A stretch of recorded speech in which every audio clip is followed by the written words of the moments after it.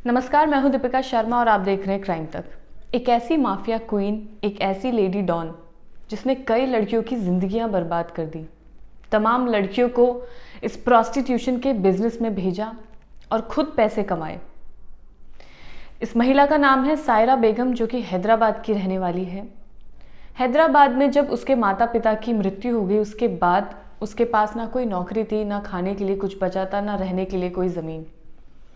हैदराबाद छोड़कर वो दिल्ली आई नौकरी तलाशने के लिए। अब नौकरी मिले तो किस पनाह पे मिले, वहाँ पर उसके पास ना कोई डिग्री थी, ना कुछ काम करने का तजुर्बा था। तो धीरे धीरे करके जब वो नौकरी तलाशने लगी तो उसे एक सेक्स वर्कर की नौकरी मिली। तो दिल्ली के जीबी रोड पर उसकी पहली नौकरी थी वो, जब वो सेक्स वर्कर के तौर पर वहाँ पर रही। इस धंधे में वो काफ़ी समय तक रही और यूँ कहें तो काफ़ी लंबा एक्सपीरियंस उसको हो गया था। इस दौरान वो गिरफ्तार भी हुई थी और 1990 में उसी ब्रॉथल यानी उसी कोठे में वो प्रोस्टिट्यूशन का बिजनेस उसने वहाँ से शुरू किया था। जिस जगह पे वो अपनी पहली नौकरी पाती है, वहीं से उसने अपना धंधा भी शुरू कर दिया था। वहाँ से उसने प्रोस्टिट्यूशन रैकेट भी शुरू किया और उसे यूँ कहें तो बहुत अच्छे से उसने मैनेज किया और उसमें काफ़ी समय तक वो ग्रोथ करती रही, क्योंकि सब कुछ इलीगल था। गिरफ्तारी होना और जेल से बाहर आना, ये सब उसके लिए एक आम बात हो गई थी। अब नौकरी ढूंढते ढूंढते एक और शख्स वहाँ पर पहुँचा, जिसे यूँ कहें कि काफ़ी समय तक नौकरी नहीं मिली। यूपी के मुरादाबाद से एक शख्स आफाक हुसैन भी वहाँ पहुँचा। जब उसे नौकरी नहीं मिली तो धीरे धीरे वो सायरा बेगम के संपर्क में आया।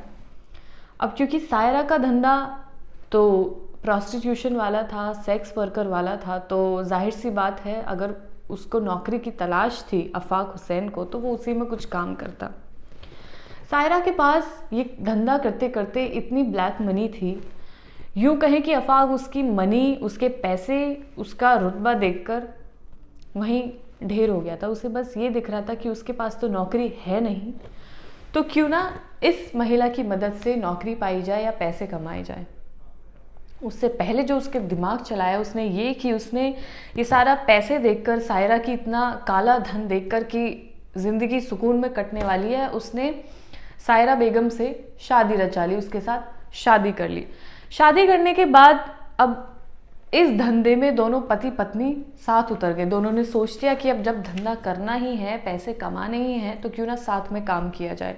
दोनों ने चाइल्ड ट्रैफिकिंग भी की, बच्चों की तस्करी करके खूब अंधा पैसा दोनों ने कमाया। लेकिन था तो काला धन ही, लेकिन दोनों ने खूब कमाया। दोनों ने एक गैंग बनाया। उस गैंग की मदद से नेपाल, वेस्ट बंगाल, उड़ीसा, आंध्र प्रदेश, कर्नाटका से कई लड़कियों को इन्होंने तस्कर किया। कई लड़कियों को ऐसा लालच दिया कि उन्हें दिल्ली में नौकरी दी जाएगी या उनकी शादी की जाएगी, और ये लालच देकर उन्हें ब्रॉथल यानी कोठे पर बिठाया गया।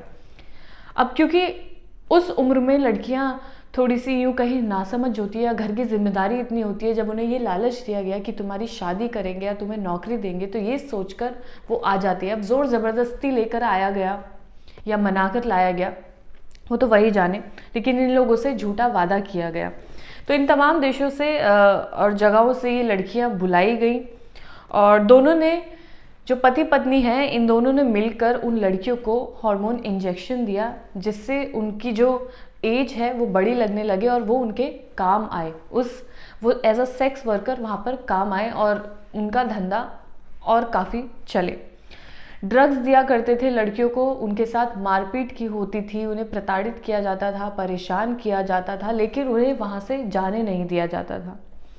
ऐसा कहा गया है कि कम से कम 5000 लड़कियों का सायरा बेगम ने धंधा किया है। 5000 लड़कियों को इस बिजनेस में डाला गया। सेक्स वर्कर 5000 लड़कियों को उसने बनाया। सोचिए कितनी जिंदगियां उसने बदनाम की, कई 5000 जिंदगियां उसने बर्बाद की।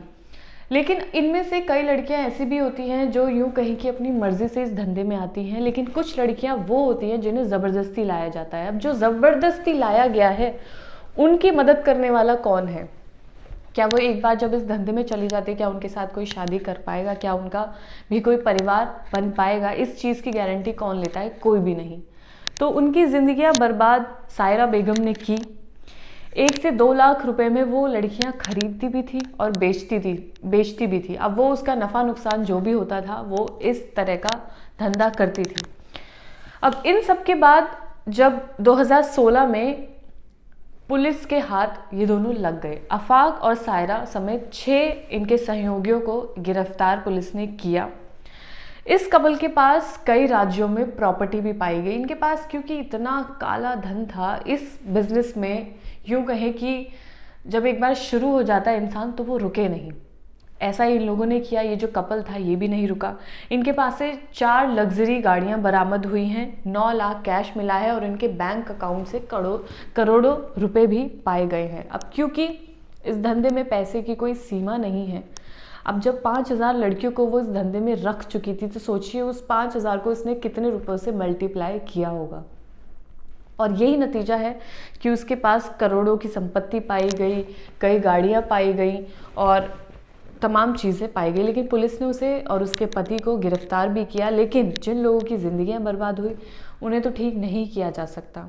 अपने शौक़ के लिए, अपने पैसों के लिए ऐसा हुआ।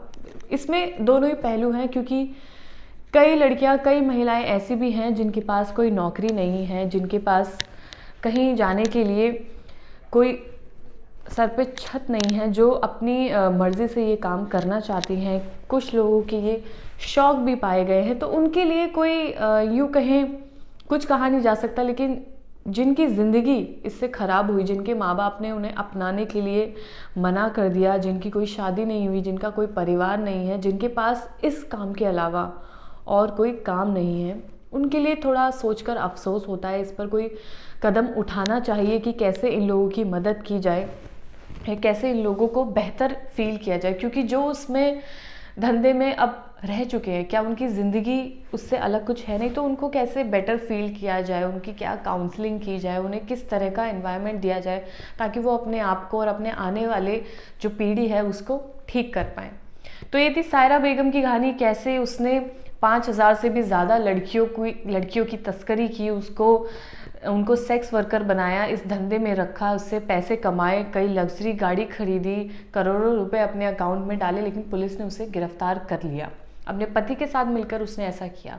ये कहानी, ये सायरा बेगम की स्टोरी आपको कैसी लगी हो कमेंट सेक्शन में ज़रूर बताइएगा। और ऐसी कोई स्टोरी अगर आप जानते हैं तो कमेंट सेक्शन में ज़रूर बताइएगा। ये वीडियो देखने के लिए धन्यवाद।